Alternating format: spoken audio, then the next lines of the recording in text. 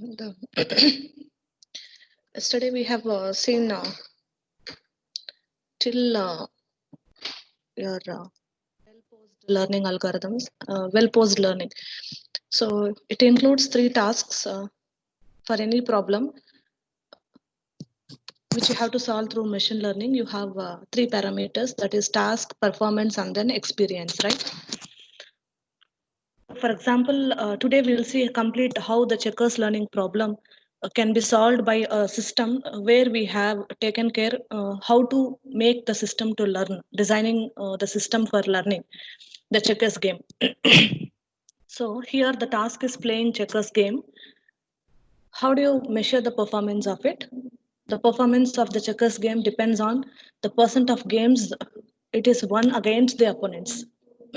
Coming to experience, how do the system learn uh, to play the game is with the experience that it got playing and practicing games against itself again and again and again, so that it is going to save the new experiences, and that is not sufficient, and it only takes care of the situations where it is won and where it is lost. So, and further, next upcoming games, it is going to avoid the situations or avoid the game moves uh, where it has lost. So, coming to the next one, handwriting recognition problem. So, the task we have seen, what could be the task? Recognizing and classifying the handwritten words. Performance can be measured based on the words classified correctly. And source of experience is the data, training data, what we are providing to the system. So here we are providing the database of handwritten words with the classifications. Means it is supervised. I'm providing the handwritten words along with that whose handwriting it is classified. Most probably your experience of a system is the data that I'm giving to it. If it is unsupervised, you could see that in the first case, checkers learning problem, initially it was unsupervised.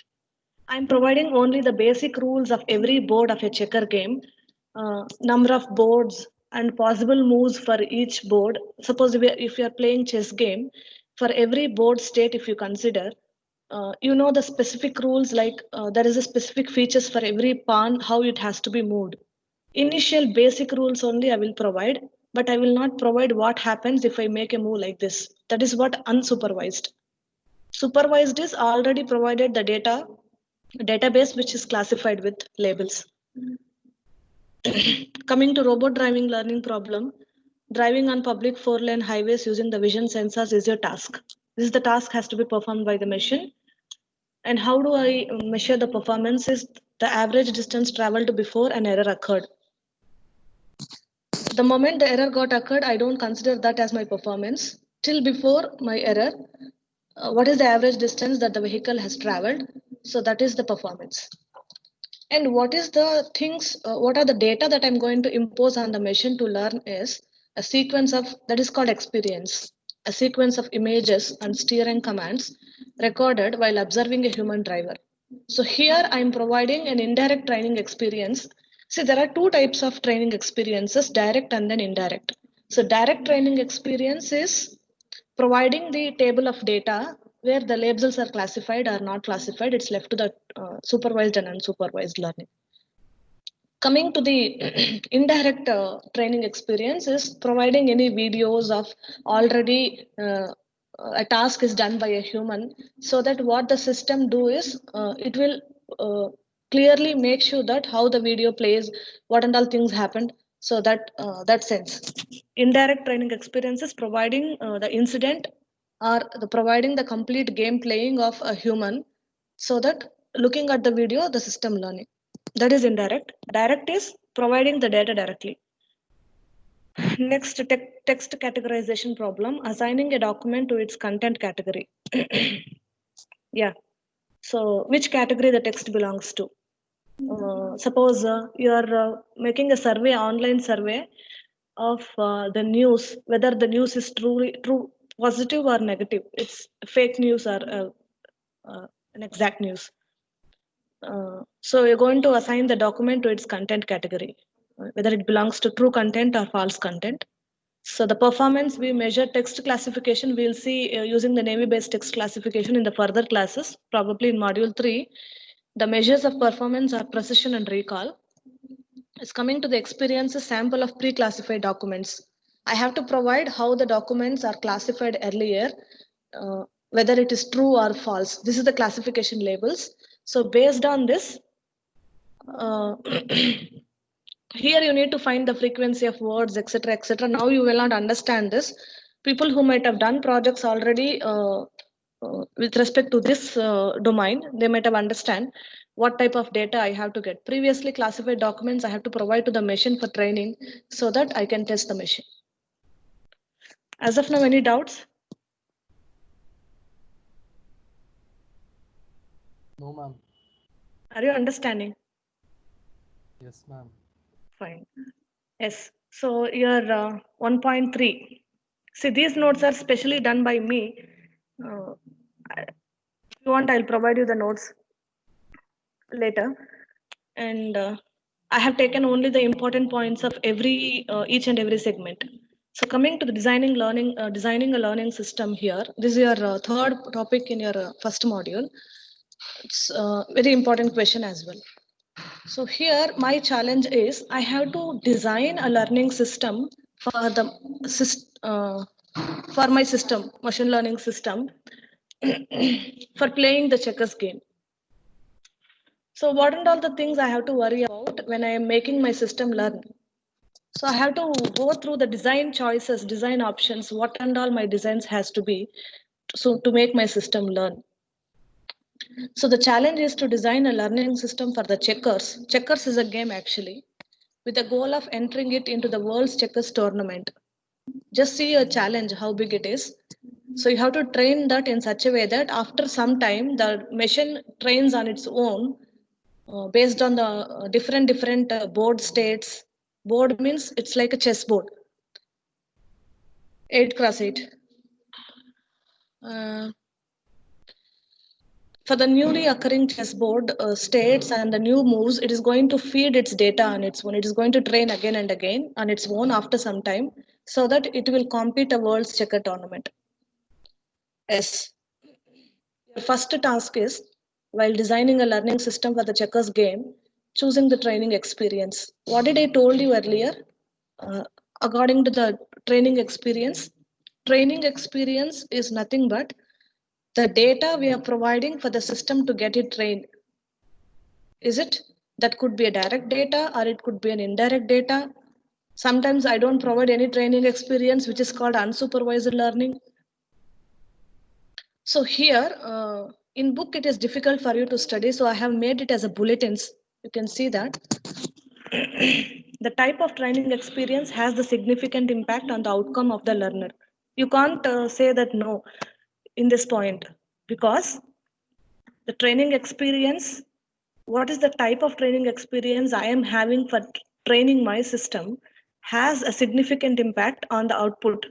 Whether the training data that I have considered is correct data, which is relevant to my question, my task. So that is highly impact over the success or failure of the learner, right? The data is very, very important when you come to the machine learning problems. Yes, the next one is we have three key attributes with the design choices to be followed in the training experience. Those three key attributes I have listed out. The first key attribute is I have two design choices here. One is direct training example, one more is indirect training example. Do I need to tell you again what is training example? If this point is clear here, I can move further. Yes, ma'am. Training examples are the data that I am feeding into the system for making my system to learn. That's all, right? Okay, direct training example, indirect. So I already told you that what are my direct training examples? Direct training examples are the set of rules. See, suppose you have 8x8 boards in your checkers. For every board state, you should have a legal move from that board state to some other board state.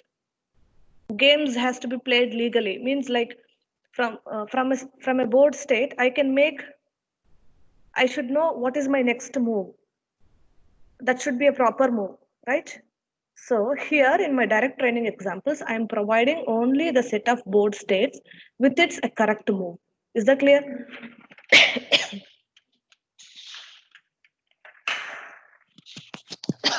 Yes, ma'am.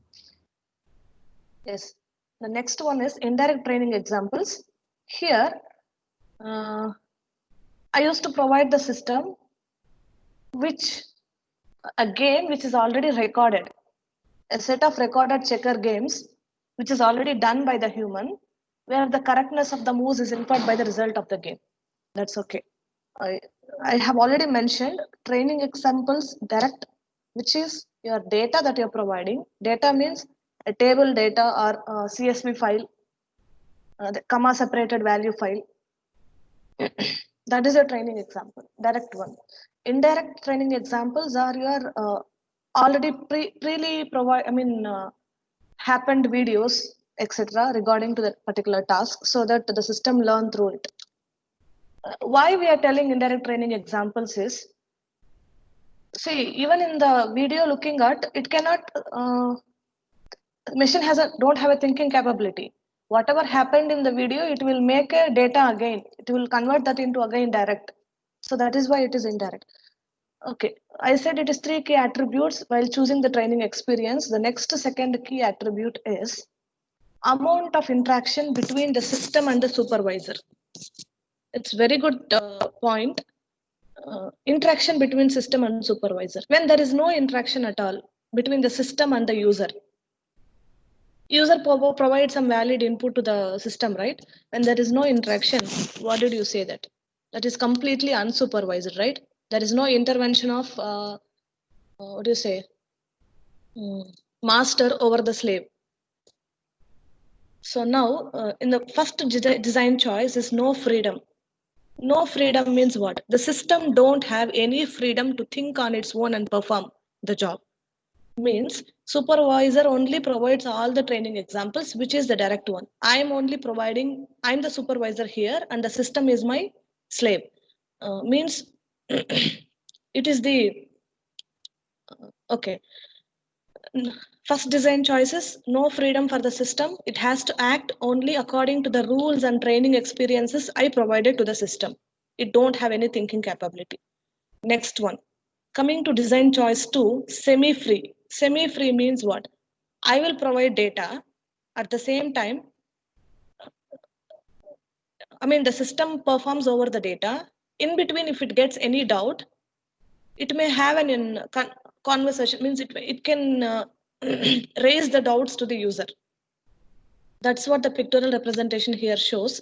Here, the checkers player who is playing, if it doesn't know what is my next move, I can make a question so that I might have not come under, suppose here I am the player, means I am the system. I am performing some task based on the rules and regulations provided by the user data. But in between, a particular move is occurring. I don't know how to behave. I don't have a data set for that. I don't have a particular row of data for that. So what I have to do here, I mean system. So I have to raise a question to the supervisor, what I have to do in this time. Next move. To decide my next move, I will get help from my supervisor. That is called semi-free. Means a little freedom has given for the system to perform on its own. Is coming to the design choice 3, it's completely freedom. Means it will never disturb the user, means supervisor. It's completely supervised. Sorry, unsupervised. Unsupervised means I don't need to provide any data to my system, so it will not depend on me. It will act on its own. So that is what system learns to play completely unsupervised. Supervision not required here. I don't provide any data. It performs on its own. That is where the question arises, how daring the system should be in exploring new boards. So it finds on the next move. So from one board to the other board, it will move on its own. Whether I am going to lose or I am going to win, it's left to the system to perform later. So if I make this move, I'm going to fail. If I make this move, I'm going to be a succeeded fellow. So this and all the training, it will take a lot of time for the system to get trained on its own if it is unsupervised. Any doubt till now? No, ma'am. Fine. Yes, in my first training experience, I am in the point choosing the training experience. I mean the third key attribute. See, any person who are working with machine learning, they should be very good at statistics and probability distributions. I think you agree this point. Why the probability distribution is, see, especially in gaming, it has a very high role. What do I say? You're going to predict my next move. On what probability of success you're going to predict that is my best move, right? So here there is a distribution based on the problem that you have. You may use exponential distribution, Weibull distribution. You have two types of distributions, right? Discrete and continuous. So Poisson distribution. So all these distributions comes into matter when you come to the distribution of examples. Based on the high probability of success, I can predict what is my next move is. And what it is telling is the training experience is directly proportional to the distribution of examples. Yeah. So what is the data I'm working with? Along with the data, I have to provide some mathematical model, right? Without formula, nothing will work out here in statistics. So here my mathematical model is nothing but the distribution, how well my data is distributed over the space. It is not always good you follow only one kind of distribution with irrespective of data. Correct? When my data changes, I have to go to some other distribution. So I cannot rely on the same one. So as long as the system is working on its own training examples, game distribution applied when the game's played against itself, then it definitely will not compete with a world champion, because the mastery of one distribution will not necessarily lead to a strong performance over the other distribution. So the system should familiar with all kind of distributions.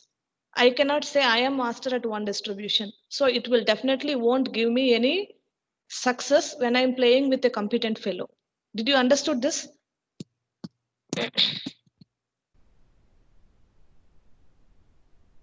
Yes, ma'am. Fine.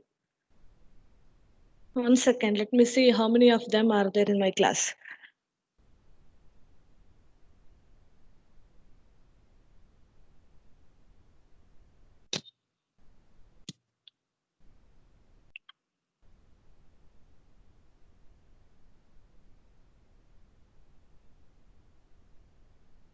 Fine.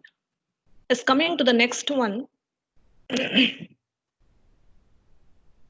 Next point is choosing the target function, right? Just before I told you, you cannot work only with the training data until unless you have a specific mathematical function, which will tell you where your distribution is going to work only on the data is going to be distributed so that you're going to find your next legal move from being in a particular state. How you're going to find my next move? Suppose in the checkers game, there are checks, 8x8 checks. There are some pawns over there. So being at an intermediate state, I have to find my next state. My job has to be continued till I won the game. So I have to move from one state to the other state. How do I find my state? So the answer is given by your target function. Okay.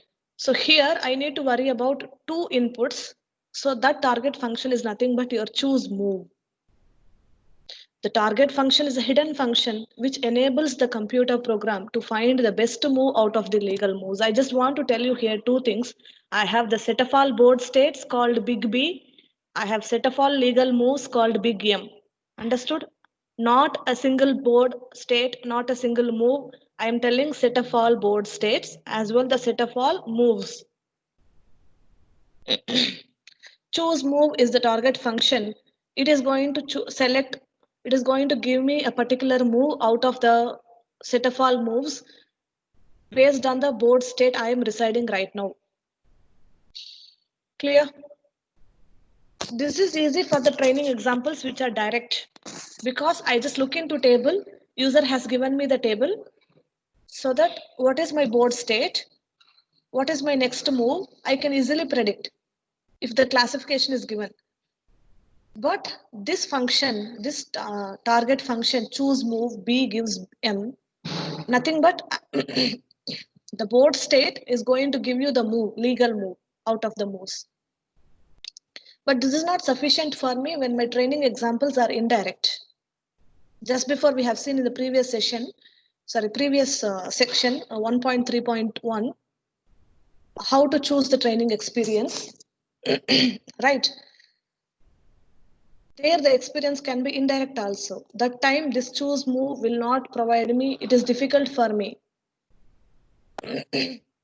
So I go to, instead of depending on the moves, I'm going to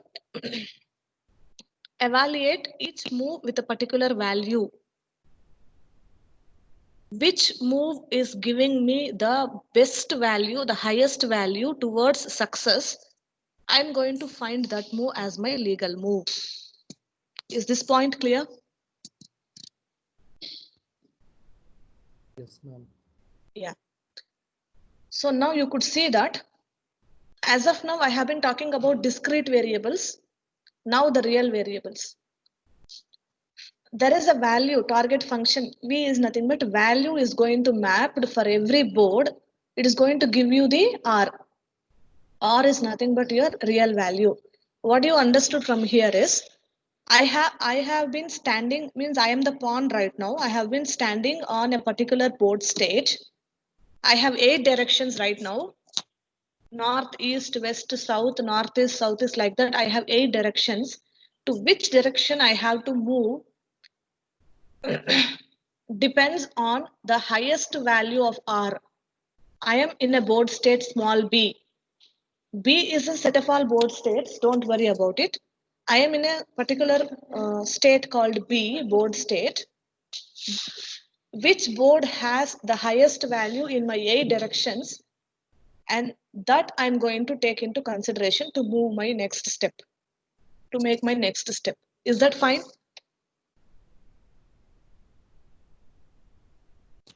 Yes, ma'am. Fine. Next. Now, there are 2 questions will arise here. Since every game you take, it's a recursive function, right? The recursive functions will have 2 cases. One is base case, one more is general case, right? When do you get the base cases? When you get the solution. Means the next step, for example, 0 factorial, it is a base case, right? Suppose if I give 5 factorial, you have to go till the 0 factorial to evaluate it, storing the values in system stack and then reapplying it. So coming to the case here, you have 3 base cases. One is when I'm in the last board state, end of the game, and that is win, means that value of that, I told you, I'm going to depend hereafter on the values, not on the next move. That is your indirect training examples also will be working under this. So if I'm going to, when I'm at the end of the game, my board state is win. So what is V of B value is highest value, that is 100. Okay, I'm at the end of the game, but I'm going to lose it. My value is minus 100. Draw happened. If I choose a board state, that will, you are in a tight position where your opponent also has one move, you also one move. Any move you make, you're going to become a draw. So in that state, V of B, that board state is 0. This is your general case, final board state. What about, sorry, this is your base case. I'm extremely sorry. This is your base case. Is coming to the next one. When is my general case then? Suppose I am in between. I'm, see, base case is when I'm at the one step ahead of, sorry, one step behind of my success or lose or draw. In one step, the result is going to be provided. Coming to the general case, I'm in between somewhere. I require still so many steps to go to the final state. So that time, how do you define V of B is V of B equal to, means value of any board state. Value of any board state is dependent on V of B dash. you have to play optimally. You have to recursively explore it till you get the base case.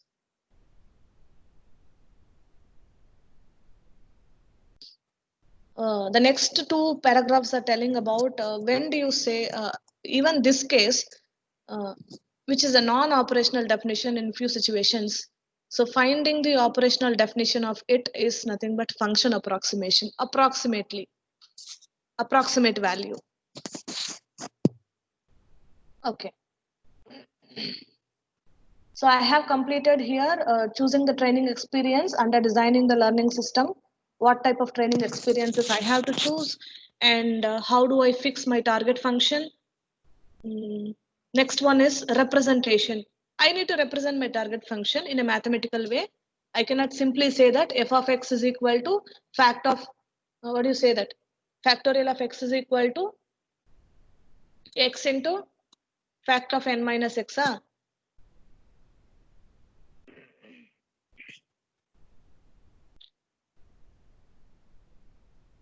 Is coming to choosing a representation for the target function, I need to maintain a representation for my target function.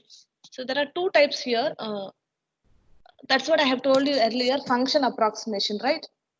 That function approximation has been given in the way that V cap. V cap is nothing but approximate value, merely equivalent, not exactly. The representations can be of two ways. One is expressive representation, one more is simple representation. The expressive representation is for the close up function approximation values, and the simple representation of your target function is for simple training data and learning algorithms. So we are using simple representation only. What and all the representation contains?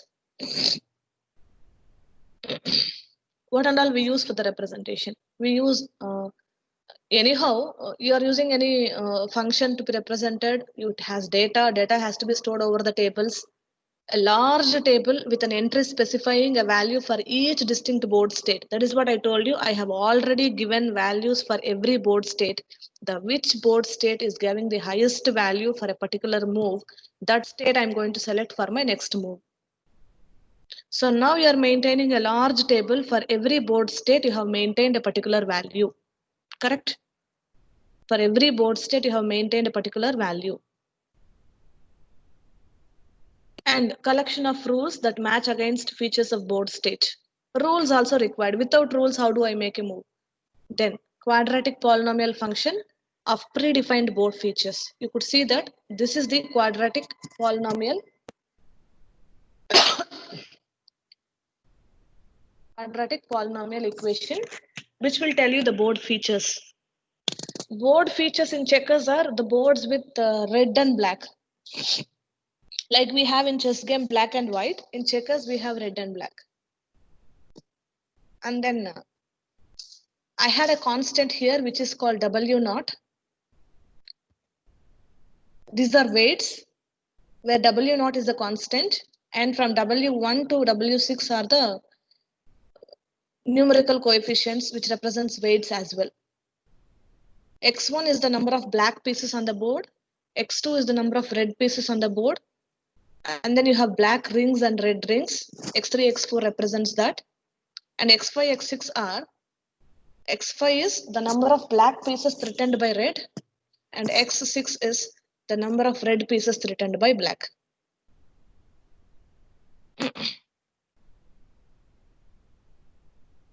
Okay. Shall I continue or I can stop the class here?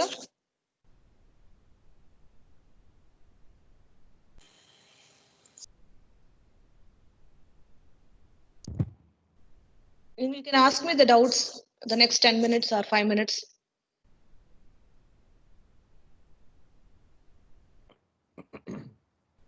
Yes, I just want everyone to talk.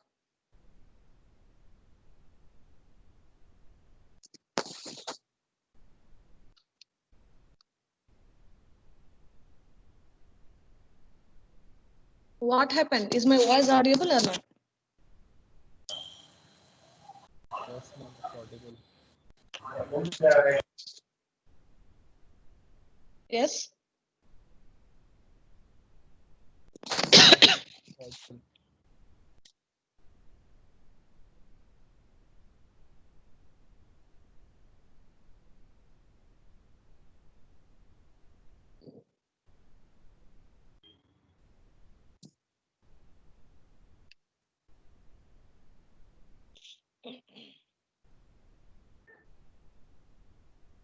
So this is your mathematical model where the polynomial equation has been used for representing the target function. The next one is function approximation algorithm. The next two sections are there to complete this question. Okay, I'll do it in the next class. Okay. Any doubts for today's class? No, ma'am. No, ma'am. Are you understanding? Yes. Okay, 1 second.